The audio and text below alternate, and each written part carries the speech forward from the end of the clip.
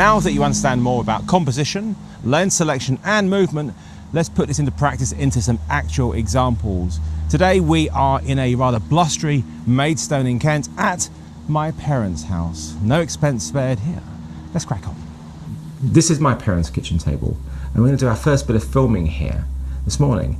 It's going to be a sequence. What is a sequence? Well, a sequence is a series of shots which we use to tell a story. We use it to fill up part of our video. We use it for all sorts of different things. We use them in narrative fiction. We use them in corporates. We use them in commercials. And we certainly use them a lot in documentaries. This is Claudia. Claudia is our actress for the day.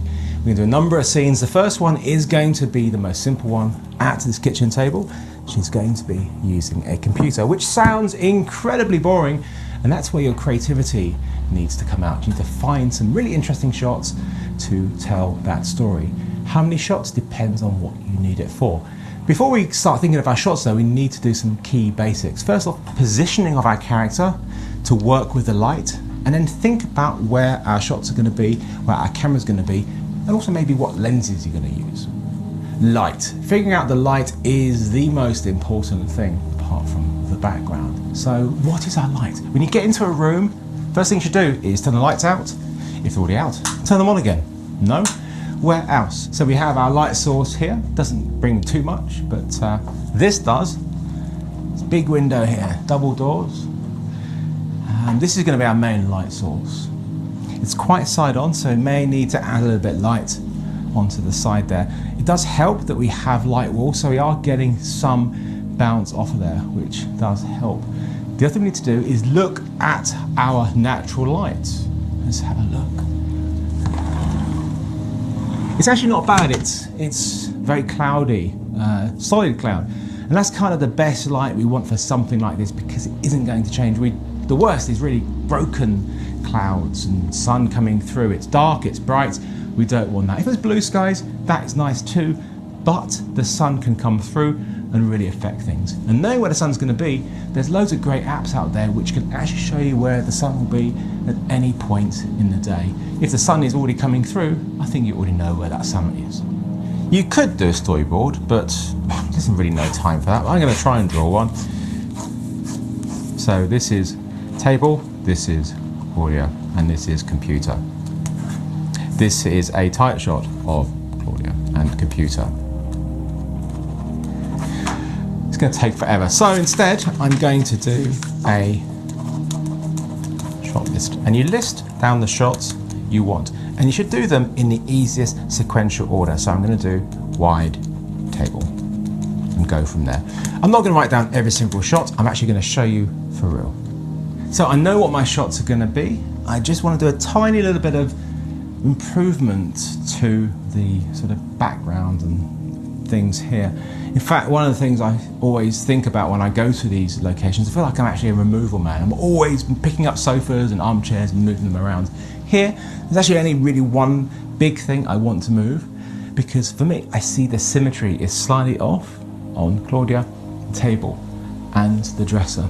There's two ways I could do this. The complicated way, which is to move the dresser that way. The easy way is what I'm going to do, which is going to move the table this way, slightly.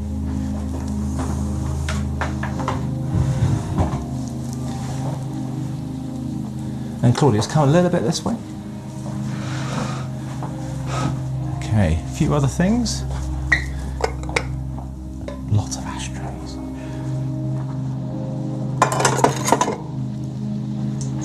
I'd like the books, but I have something else I'd rather do. So I'm going to move those as well. Put these here. I've got some candles. I'm going to put one. Not real candles. One here.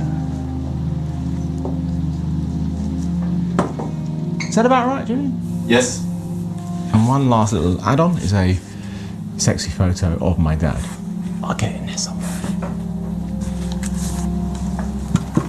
So, camera set up using a full frame camera. One single lens all the way through this. A nice discipline to try and get used to things. I have gone on a 35mm. Normally if you try and do a disciplined sequence with one lens, 50 is a nice focal length because it is that human field of view. But I do know I want to go a little bit wider on this to get this room in shot. So 35 is what I'm going with. I have put a little bit of a light up there, put a bit of fill on Claudia's face. So the length of the shots, how long is a shot? It depends on what it is you're filming. But in this sort of situation, sort of 10-15 seconds is the right amount to roll. Okay, here we go.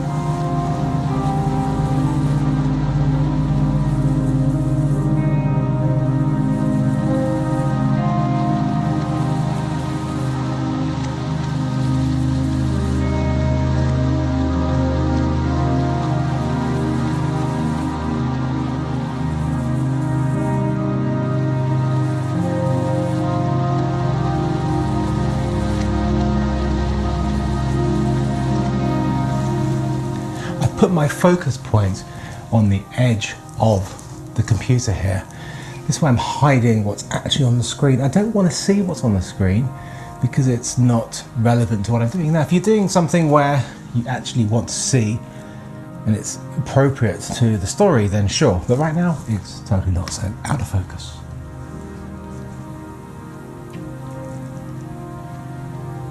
And Claudia, I'd like you to get with your left hand when I tell you is to start typing. And the reason I'm doing this is I want to do a slight pan from right to left, and I'm going to move it, the camera, with her hand. So I tell you when, put your hand in the start position, so in at rest as it was before, and start moving and typing.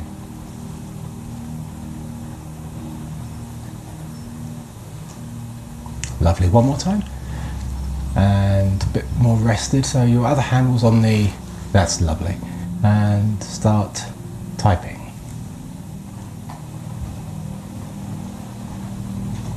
Perfect, thank you.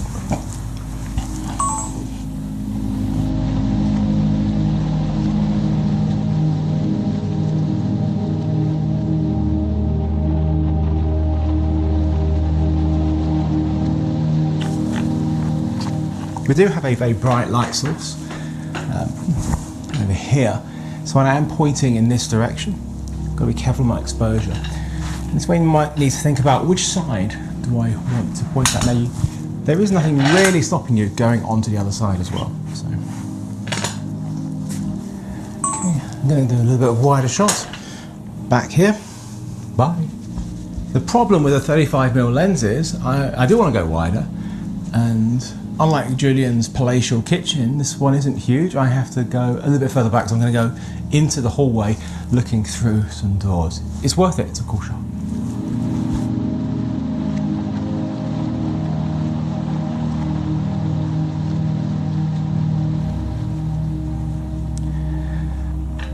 Okay, it's going to be a slightly strange shot. Can you get you to just come out of the way here with your chair? And just move there.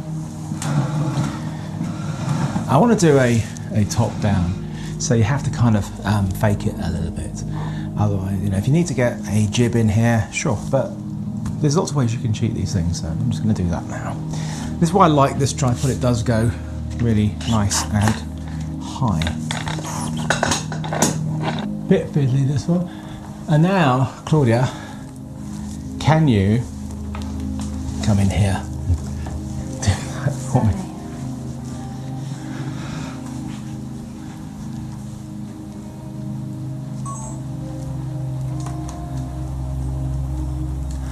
Reach the record button, there it is.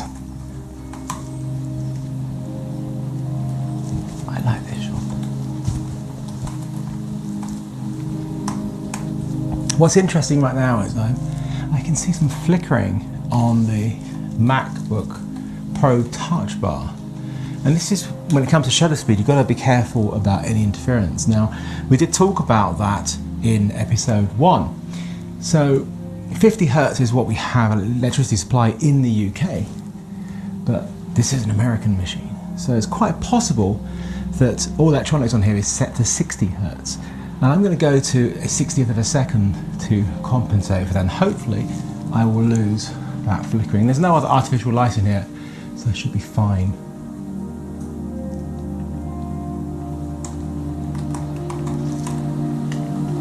mean, there is this artificial light, but because this is a professional TV light and it is running off a battery as well, there is going to be no issues for flickering. There's not a lot of sound that's in here. We do have some clicking, so I want to get some shots of this. I do have a Rode VideoMic Pro on here. It's quite far away, so I want to get that natural sound. So I'm actually going to do a shot which is just for sound next. So I'm just going to move this back. You can come out of the way, please. Thank you. And you can go back to natural position.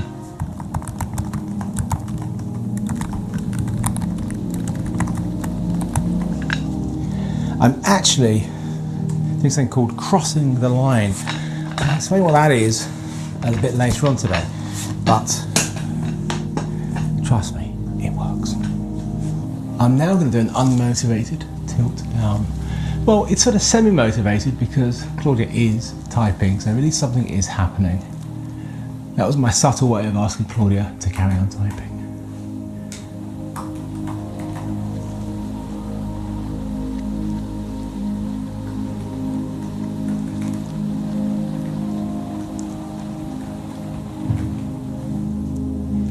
Great. So I'm missing one shot.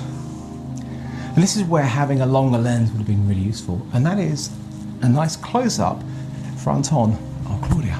So if you only have one lens, what are you going to do?